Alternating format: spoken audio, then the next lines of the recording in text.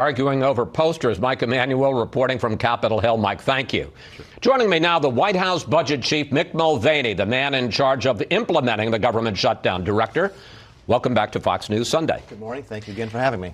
Describe the extent of the shutdown, both in terms of personnel and programs. Sure. As of yesterday, federal agencies started sending out their furlough notices. There's really three categories of employees: those who will come to work on Monday, those who will not come to work on Monday, and there's actually a smaller group that will come to work on Monday for about 4 hours to help shut things down, and then they'll leave as well. Those notices went out yesterday.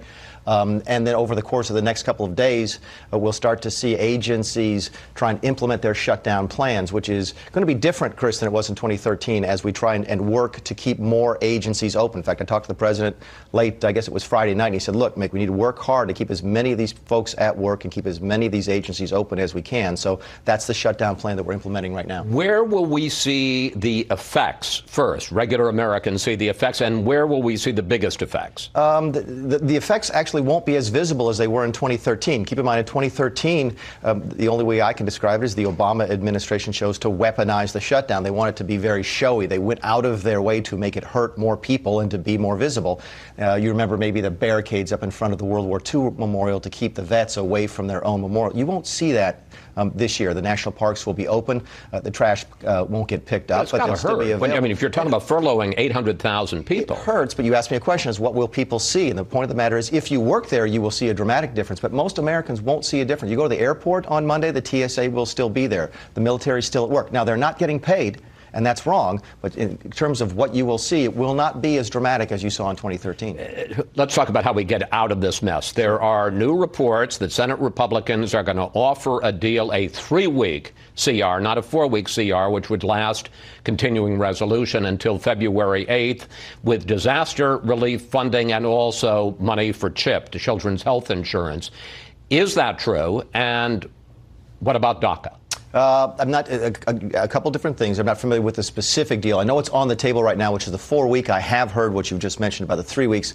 I know there is a separate disaster supplemental funding bill sitting over in the Senate. I've not heard about those two things getting married together. You may want to ask Senator Coons about that. But the fact of the matter is, we probably need at least those 3 weeks to try and negotiate DACA. Let's be clear. The president wants to resolve DACA. He could have taken it away entirely 6 months ago and chose to give Congress this 6 months that expires the first week of March to fix it. Unfortunately, Congress is waiting up to the very last day to do that, but we are very interested in getting DACA worked out.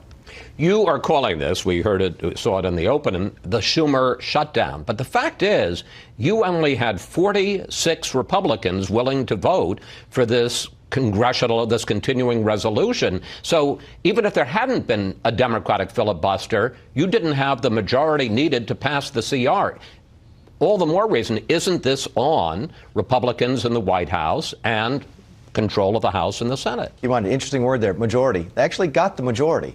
This sheds light on one of the difficulties we face in Washington. It did because of Democrats. Well, but you got a majority. You just didn't get the 60 votes. But the point is, you do not have your own House in order. True. You only have 46 Republicans supporting this. If you had 9 or 10 or 12 Democrats, where are the Democrats, Chris, who say back home that they want to work in a bipartisan fashion, they want to work with Republicans, they want to reach across the aisle? Where were those folks last week? Only 5 Democrats voted for a bill that they like. Let's not lose sight of that. The Democrats have voted. They like the CHIP program. They have voted. They like delaying the Obamacare Cadillac tax program. They like funding the government. They always have. They do not oppose the bill. This is pure politics on their part. Where are the Democrats who say one thing back home and do another? That's what we're focusing on. But you only had 46 Republicans. And again, if you had 10 or 15 Democrats and it still failed, I think your point is fair. But right now, until you have at least 9 Democrats, we cannot open the government.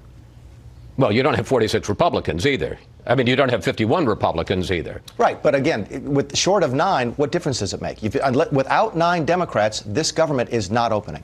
Back in 2013, when Republicans insisted on shutting down the government because they wanted to remove all funding of Obamacare, and they did it for 16 days, private citizen Trump placed the responsibility squarely. Here he is. Problems start from the top, and they have to get solved from the top, and the president's the leader, and he's got to get everybody in a room, and he's got to lead.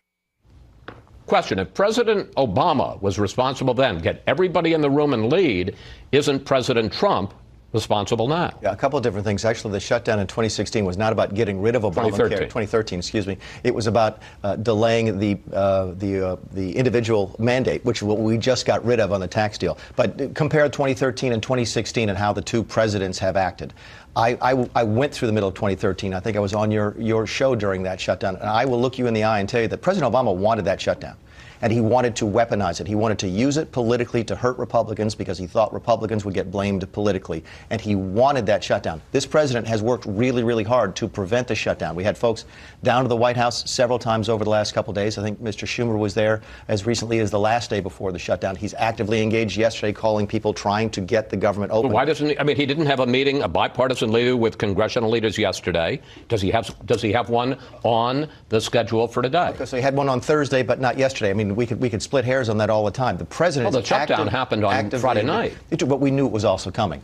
We had a bipartisan meeting with senators several times. In fact, I think we had several of those meetings leading into the shutdown. This president, I don't think anybody could say that this president wants this shutdown. You could not say the same thing about President Obama. In fact, I think he actually did want it. You blame Democrats for holding